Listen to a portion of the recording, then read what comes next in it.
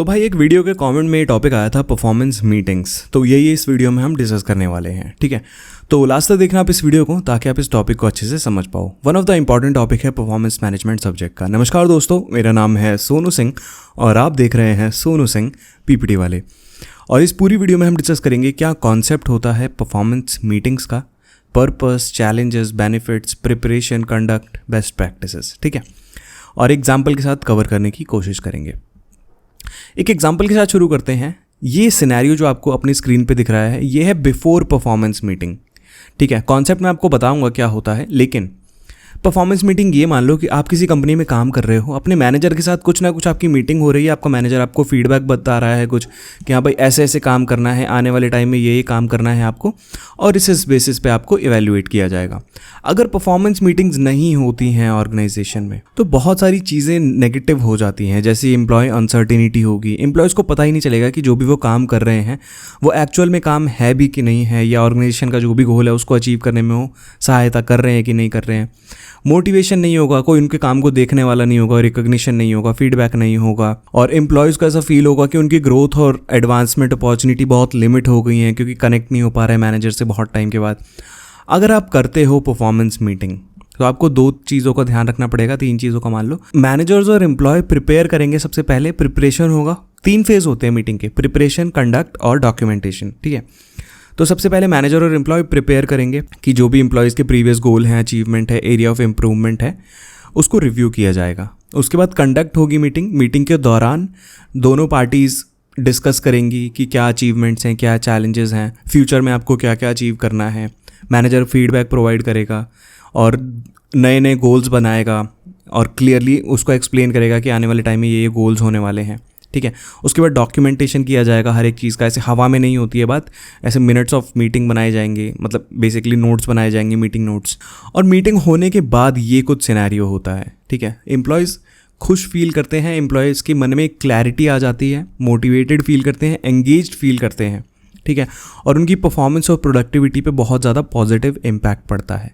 इसीलिए performance meetings बहुत ज़रूरी होती हैं किसी भी कंपनी में। लेकिन बहुत ज़्यादा परफॉर्मेंस मीटिंग्स भी होती है ना, तो भी उससे प्रेशर हो जाता है। तो एडिक्वेट मात्रा में परफॉर्मेंस मीटिंग होनी चाहिए ताकि एम्प्लॉयज़ भी कनेक्शन फील करें एक अपने मैनेजर के साथ और वो काम करने में उनको मज़ा आए। अभी देखते हैं परफॉर्मेंस मीटिंग बोलते किसे हैं। Performance meetings are structured discussions between an employee and a supervisor intended to evaluate the employee's work performance, discuss their personal development and align their goals with organizational objectives. तो performance meeting को एक structure formally बोल सकते हो आप, employees और उनके manager या सुपरवाइजर के बीच में। क्या उद्देश्य होता है इसका? एम्प्लॉय की वर्क परफॉर्मेंस को इवैल्यूएट करना कि कैसा काम कर रहा है एम्प्लॉय, प्रोफेशनल डेवलपमेंट के लिए कुछ डिस्कशन करना, और जो भी उनके गोल हैं उनके ऑर्गेनाइजेशन के ऑब्जेक्टिव के साथ अलाइन करना। मतलब जो भी वो काम कर रहे हैं उनको बताना कि आप ऑर्गेनाइजेशन के गोल्स में कंट्रीब्यूट कर रहे हो कि नहीं कर रहे हो।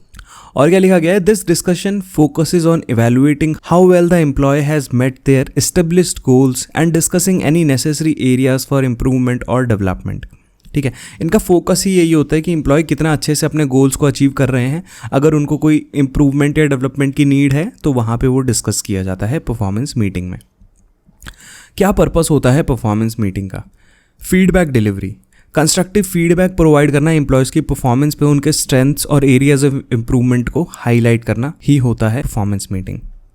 गोल अलाइनमेंट, एम्प्लॉयज़ को बताना कि जो भी उनके गोल्स हैं, इंडिविजुअल गोल्स जो हैं, वो ऑर्गेनाइजेशन के जो लॉन्ग टर्म ऑब्जेक्टिव्स हैं उसके साथ अलाइन कर रहे हैं। और एम्प्लॉयज़ को इससे ये क्लियर हो जाता है कि क्या इंपॉर्टेंट है, किस पे अपना एफर्ट्स या फोकस रखना है।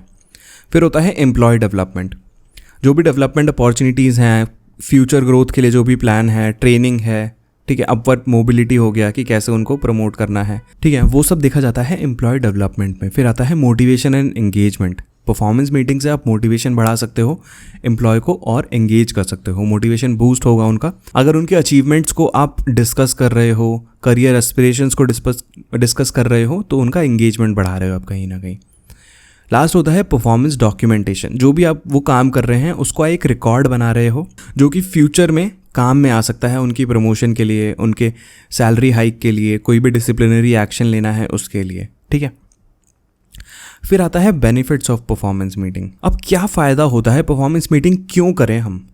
इम्प्रूव्ड परफॉर्मेंस, जो पहले वाले पॉइंट्स हैं ना कहीं आपको वही रिपीट होते हुए दिखेंगे। रेगुलर फीडबैक अगर आप प्रोवाइड करते हो, क्लियर गोल्स देते हो उनको, तो उनकी परफॉर्मेंस पे कहीं ना कहीं पॉजिटिव इम्पैक्ट पड़ता है। इन्हांस्ड कम्युनिकेशन होता है परफॉर्मेंस मीटिंग के जरिए। एक ओपन कम्युनिकेशन होता है एम्प्लॉयज़ और मैनेजर के बीच में, जहाँ पे म्यूचुअल अंडरस्टैंडिंग बनती है। इंक्रीज्ड इंगेजमेंट, अगर जो भी एम्प्लॉयज़ होंगे, अगर उनको लगता है ना कि उनके काम पे कोई नज़र रख रहा है, या जो भी वो अच्छा काम करेंगे तो रिकग्निशन मिलेगा, तो बहुत ज़्यादा इंगेज्ड रहते हैं वो अपने काम में।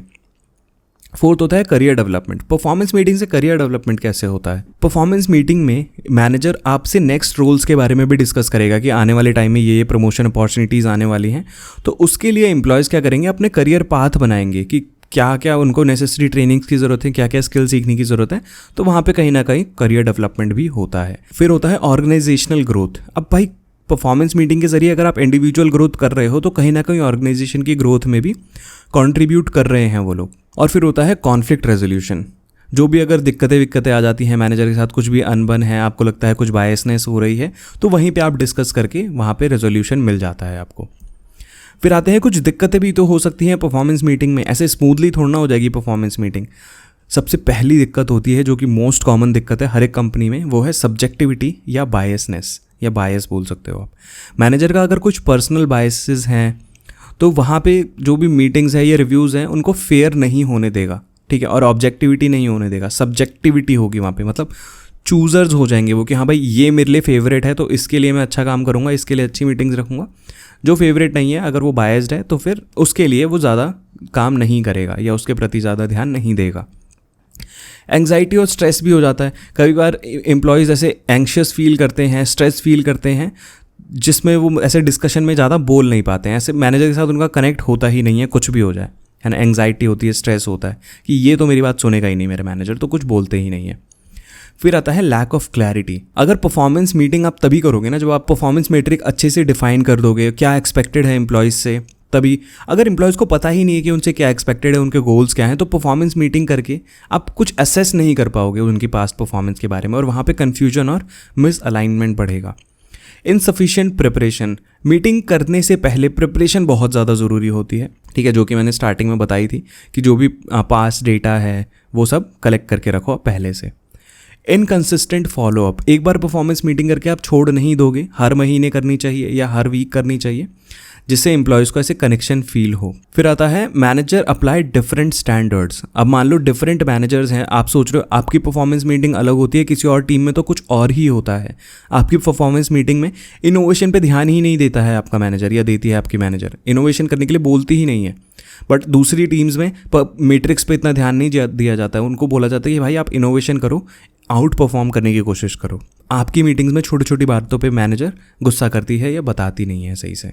तो वहाँ पे डिफरेंट स्टैंडर्ड्स होते हैं, जो कि एक चैलेंज हो सकता है कि ऐसे अनफेयर और इनइक्वालिटी का आपको थोड़ा सा फील आ सकता है उसमें।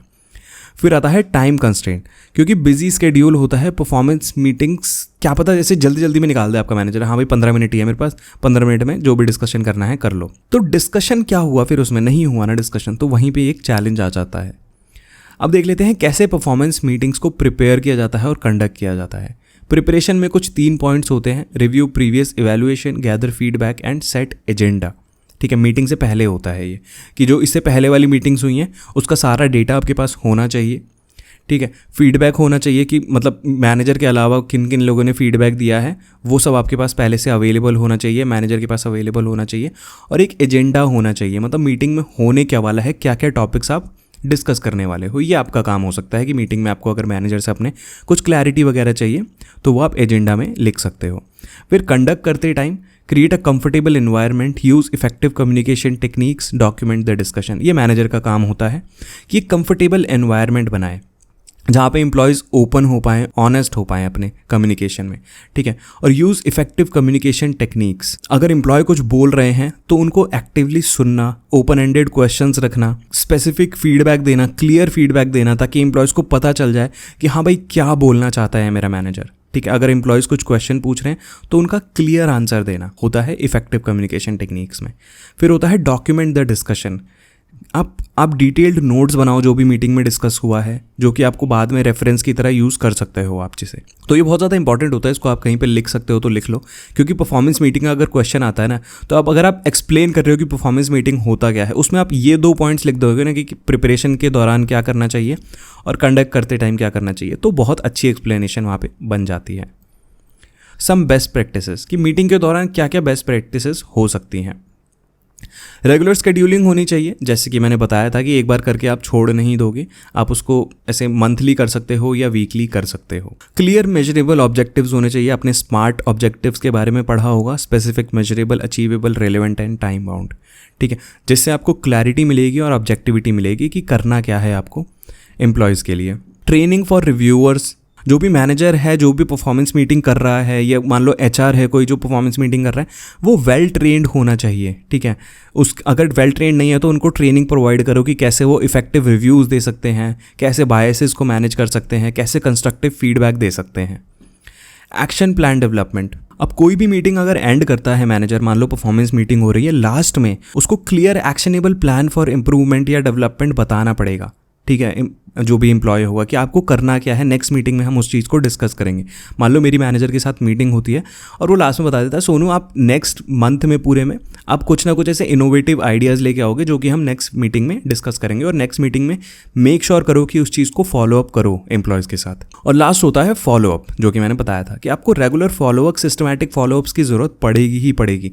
आप एक बार मीटिंग करके भूल नहीं सकते हो। जो भी आपने एक्शन प्लान्स डिसाइड किए थे, जो भी आपने गोल्स डिसाइड किए थे, कितना वो अचीव कर पा रहे हैं, अगर उनको कोई दिक्कतें आ रही हैं तो फॉलो बहुत ज़्यादा ज़रूरी होता है। तो यही था इस वीडियो में। आई होप आप समझ गए होंगे किसे कहते हैं परफॉर्मेंस मीटिंग और क्या क्या इसके concept, benefits, purpose, challenges, best practices, preparation, conduct, जो भी सारी चीज़ें हमने डिस्कस करी है, ठीक है। आप कहीं पे लिखते जाओगे ना साथ के साथ तो आपको मस्त क्लियर हो जाएगा। अगर आपने नहीं लिखा है, भूल गए हो, तो वीडियो को स्टार्टिंग से शुरू करो और साथ के साथ बस नोट्स बनाते रहो। आपको ना ऐसे दिमाग में छप जाएगा वो, तो एग्ज़ाम में लिखने में बहुत ज़्यादा ईज़ हो जाएगा। तो अगर कोई भी डाउट हो तो नीचे कमेंट सेक्शन में लिखना ना भूलें, और वीडियो लाइक हो जानी चाहिए, प्लीज़ यार लाइक कर देना, और लाइक कर रहे हो तो प्लीज़ सब्सक्राइब करना तो बिल्कुल एकदम भूलना मत। मिलते हैं आपसे नेक्स्ट वीडियो में, तब तक के लिए goodbye, take care, have a nice day.